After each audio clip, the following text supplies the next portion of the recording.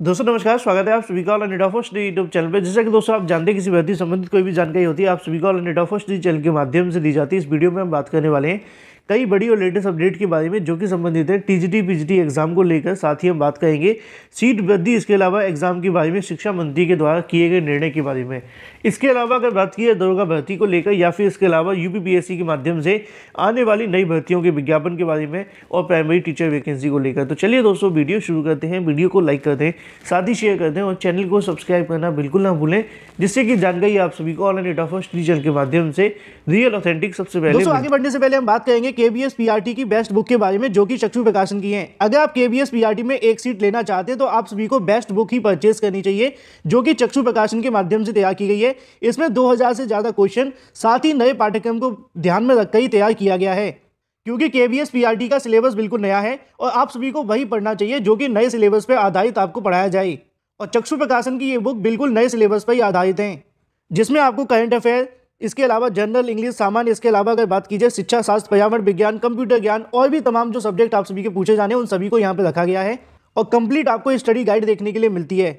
जैसा कि आप सभी अपनी स्क्रीन पर देख पाए, सभी महत्वपूर्ण जानकारी आप सभी को इस बुक के अंदर देखने के लिए मिलती हैं।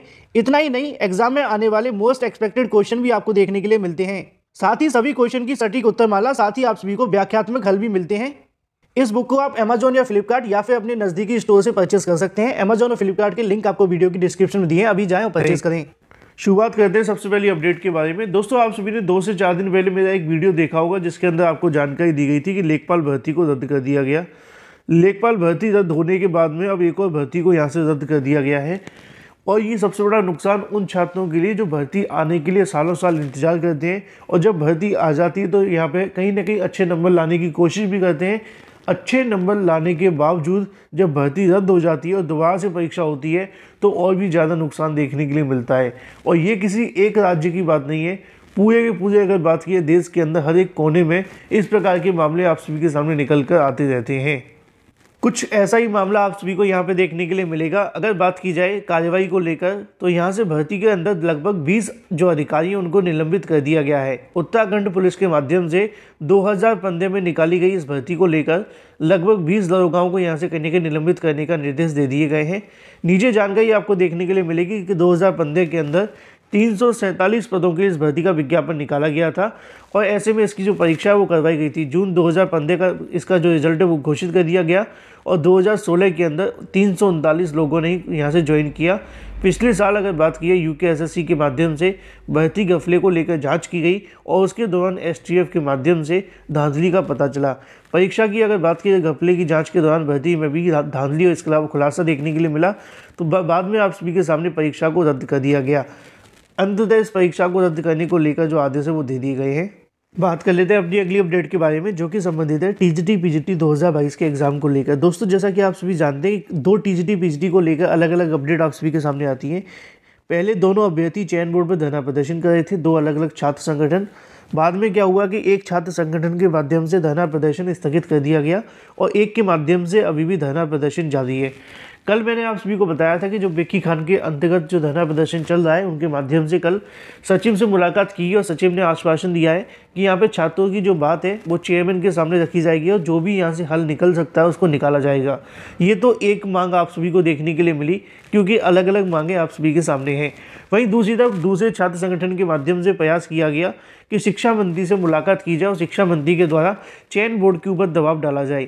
उसी के संबंध में जब कल की तारीख में अभ्यर्थियों के माध्यम से उत्तर प्रदेश की माध्यमिक शिक्षा सेवा की जो माध्यमिक शिक्षा मंत्री हैं उनसे मुलाकात की गई गुलाब देवी जी से, और ऐसे में कहीं ना कहीं इस मुद्दे को संज्ञान में लाया गया कि अगस्त के अंदर टीजीटी पीजीटी भर्ती का विज्ञापन जारी हुआ था।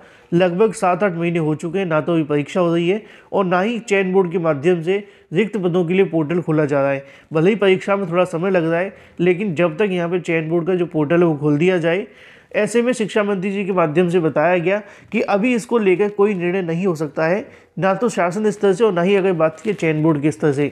उनका कहना यह है कि इसको लेकर थोड़ी समस्या देखने के लिए मिल रही है नए आयोग के बारे में। ऐसा भी हो सकता है कि चयन बोर्ड के माध्यम से परीक्षा हो जाए और ऐसा भी हो सकता है कि ये परीक्षा नए आयोग के माध्यम से करवाई जाए, क्योंकि इसके बारे में शासन की तरफ से कोई स्पष्ट अभी तक निर्देश नहीं दिए गए हैं। सरकार के ऊपर अगर बात की है तो यहाँ पर जानकारी जो मिली है वो यही है कि अभी इस मामले को लेकर थोड़ा सा आपको इंतजार करना पड़ सकता है, क्योंकि यहाँ से सरकार के माध्यम से आगामी कैबिनेट बैठक के अंदर अगर यहाँ से उत्तर प्रदेश शिक्षा सेवा आयोग को मंजूरी दी जाती है तो जो सीटें आप सभी की वृद्धि या फिर एग्जाम को लेकर जो मांग है वो फिर आपको नए आयोग के माध्यम से देखने के लिए मिलेगी। और अगर कैबिनेट में इसको लेकर कोई मंजूरी नहीं मिलती या फिर आगे के लिए बढ़ा दिया जाता है तो ऐसे में टीजीटी पीजीटी की परीक्षा पुराने आयोग के माध्यम से भी हो सकती है। तो मतलब कल शिक्षा मंत्री के माध्यम से गोलमोल जवाब दिया गया कि उनका कहना ये है कि इसको लेकर जो भी आप सभी की मांगे उसको शासन स्तर पर रखा जाएगा और जल्द से जल्द निस्तारित करवाया जाएगा। बात कर लेते हैं अपनी अगली अपडेट के बारे में, जो कि संबंधित है यूपीपीएससी के माध्यम से आने वाली नई भर्तियों के विज्ञापन के बारे में। सूचना यहाँ से जारी कर दी गई है। आपको याद होगा कि यूपीपीएससी के अंदर बदलाव देखने के लिए मिला है। अगर आप किसी भी भर्ती के लिए बैठना चाहते हैं तो पहले आपको ओटीआर में आवेदन करना पड़ेगा वन टाइम रजिस्ट्रेशन के लिए। उसके बाद में क्या होगा कि जो भी भर्ती आएगी उसमें आपको बार बार फॉर्म नहीं भरने पड़ेंगे। लेकिन यूपीपीएससी के माध्यम से एक और बड़ा बदलाव किया गया है और ये बदलाव आप सभी को देखने के लिए मिलता है यूपीपीएससी की नई वेबसाइट के रूप में। यूपीपीएससी की नई वेबसाइट के रूप में काम क्या क्या होगा, भर्ती आने से 15 दिन पहले आपको बता दिया जाएगा। जैसा कि आपने कल देर रात का वीडियो मेरा देखा होगा तो यूपीपीएससी के माध्यम से आने वाली एक भर्ती को लेकर जानकारी पहले ही दे दी है, जिसका विज्ञापन जारी किया जाएगा 31 जनवरी 2023 को। और आज आप सभी के सामने कितनी है, 17 तारीख। तो लगभग 15 दिन पहले ही उन्होंने बता दिया है कि भाई जो भर्ती आप सभी की आने वाली है वो इस प्रकार देखने के लिए मिलेगी। यहाँ पे भी लिखा है उत्तर प्रदेश लोक सेवा आयोग के माध्यम से नई वेबसाइट सोमवार से सक्रिय हो गई है। आयोग ने वेबसाइट में प्रतियोगी छात्रों के लिए सूचना का बटावा खोल दिया है। जिन सूचनाओं के लिए छात्र महीनों परेशान रहते थे अब एक क्लिक में उपलब्ध हो सकेगी। खास बात यह है कि वेबसाइट में पीसीएसजे इसके अलावा और भी बहुत सारे जो यहाँ से क्वेश्चन है वो अपलोड कर दिए गए हैं। आयोग ने 1987 से लेकर 2021 तक के जो पीसीएस परीक्षा के प्रथम 3 स्थानों पर रहे मेधावियों की भी जानकारी अपलोड कर दी है ताकि उनसे दूसरे छात्र प्रेरणा ले सकें। जल्द इन टॉपर्स को लेकर जो कहानियाँ वो भी उपलब्ध करवाई जाएंगी।